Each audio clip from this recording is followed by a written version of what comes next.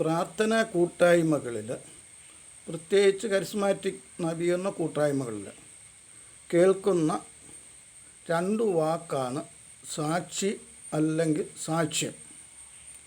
സാക്ഷി എന്ന് പറയുന്നത് വിചാരണവേളയിൽ സാക്ഷി പറയുന്നവരെക്കുറിച്ചാണ്.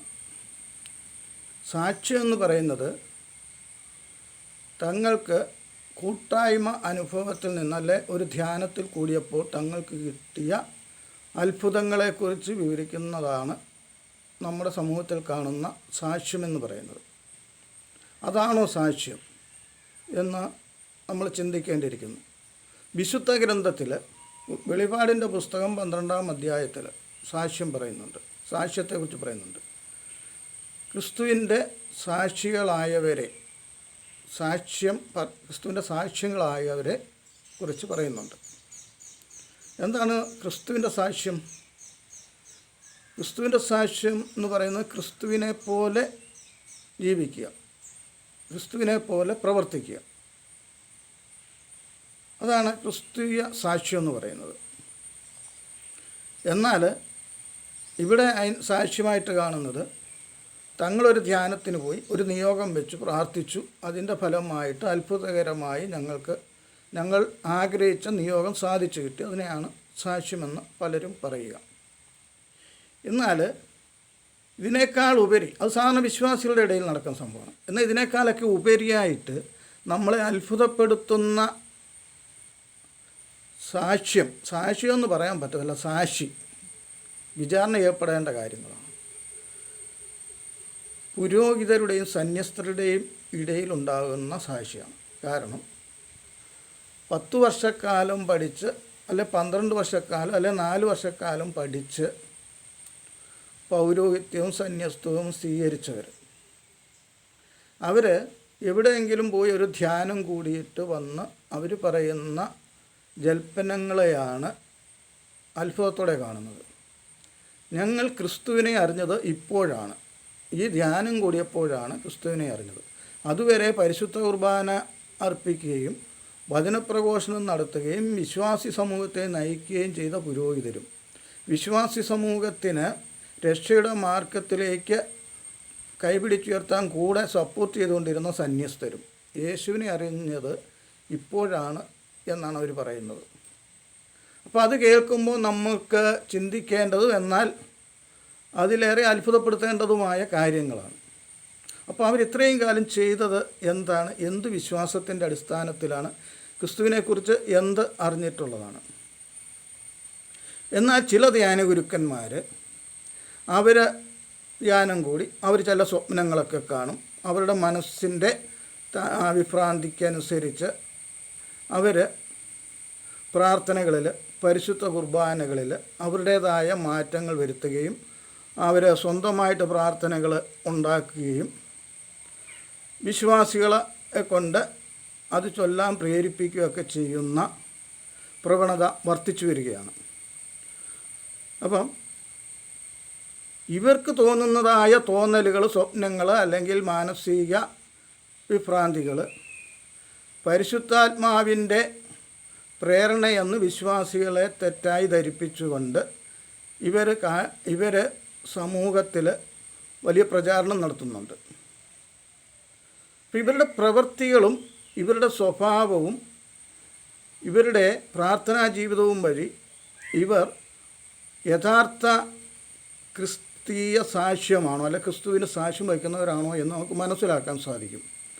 കാരണം ഇവർ പലപ്പോഴും സമൂഹത്തിൽ ഭിന്നത വിതയ്ക്കുകയും അവരുടെ ആശയങ്ങൾ അടിച്ചേൽപ്പിക്കാൻ ശ്രമിക്കുകയും ചെയ്യുന്നു. സമാധാനം അകലെയാണ് ഇവരുടെ ജീവിതത്തിൽ.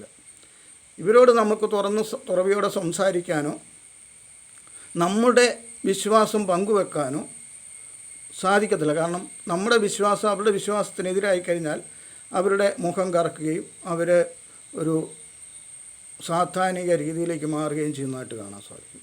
അത് കൂട്ടായ്മയിൽ ഭിന്നിപ്പുണ്ടാക്കുക, ചേരി തിരിഞ്ഞ് ബലിയർപ്പിക്കുക, അല്ലെങ്കിൽ ചേരി തിരിഞ്ഞ് കൂട്ടായ്മയിലേക്ക് വിശ്വാസികളെ തമ്മിലടിപ്പിക്കുന്ന പ്രവണത കണ്ടുവരികയാണ്.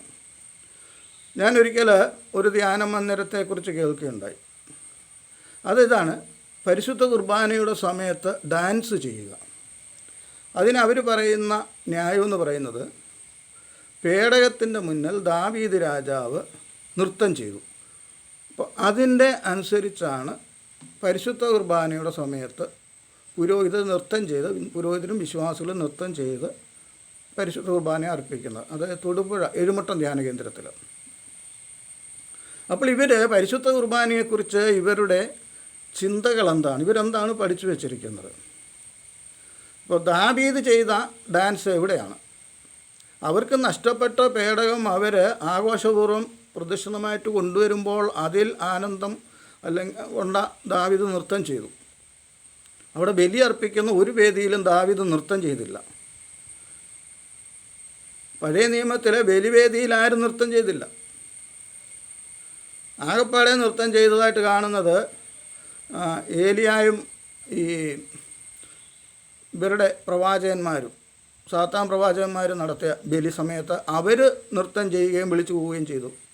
എന്നാൽ ഏലീശോ അവിടെ നൃത്തം ചെയ്യുകയൊന്നും ചെയ്തില്ല. ഏലീശോ പ്രാർത്ഥിച്ചു.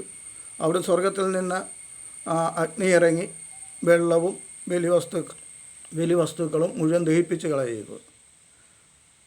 അപ്പം ഈ നൃത്തം എന്ന് പറയുന്നത് സാത്താനികമാണ് അവിടെ നടന്നത്. എന്ന് പറഞ്ഞതുപോലെ ഇവരുടെ മനസ്സിന് തോന്നുന്നതിനെ ദൈവീക വിളിയായി കണ്ടുകൊണ്ട് ഇവർ പരിശുദ്ധാത്മാവിനെതിരായ പാപം ചെയ്തുകൊണ്ടിരിക്കുകയാണ്. നമ്മൾ പഠിക്കാറുണ്ട്, സഭയുടെ ശിരസ്സ് ക്രിസ്തുവാണ്. ക്രിസ്തുവിൻ്റെ ഉടലെന്ന് പറയുന്നത് സഭയാണ്, ശരീരം എന്ന് പറയുന്നത് സഭയാണ്. സഭയെന്ന് പറയുന്നത് ഓരോ വിശ്വാസ സമൂഹമാണ്.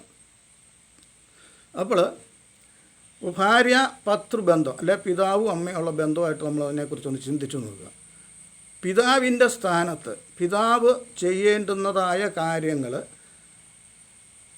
പിതാവ് മക്കളോട് പറയുക, നിങ്ങൾ എൻ്റെ സ്ഥാനത്ത് അമ്മയുടെ ശിരസിൽ കയറി ഞാൻ ചെയ്യുന്നത് പോലെയൊക്കെ ചെയ്യാൻ പറഞ്ഞാൽ അത് എന്തുമാത്രം വലിയ തിന്മയാണ് ആ കുടുംബത്തിൽ സംഭവിക്കുക എന്ന് നമുക്ക് ഊഹിക്കാവുന്നതേ ഉള്ളൂ. കാരണം പരിശുദ്ധ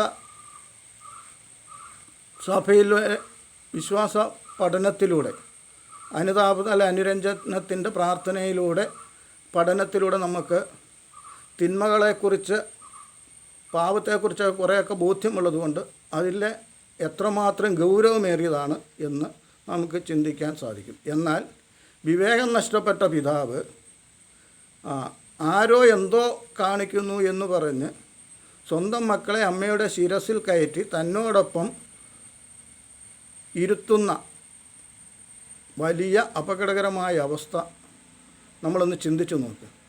ഇത് തന്നെയാണ് ആത്മീയ മേഖലകളിൽ നമ്മൾ കണ്ടുകൊണ്ടിരിക്കുന്നത്.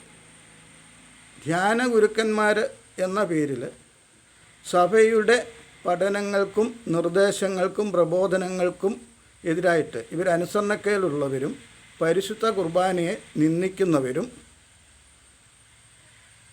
ആയിട്ട് തീരുകയാണ് ചെയ്യുന്നത്. വിശ്വാസികളുടെ ഇടയിൽ വിശ്വാസത്തെക്കാൾ ഉപരിയായിട്ട് അവർ അവിശ്വാസികളായി വളരുവാനുള്ള എന്തെല്ലാം മാർഗമുണ്ടോ അതിവർ സ്വീകരിക്കും.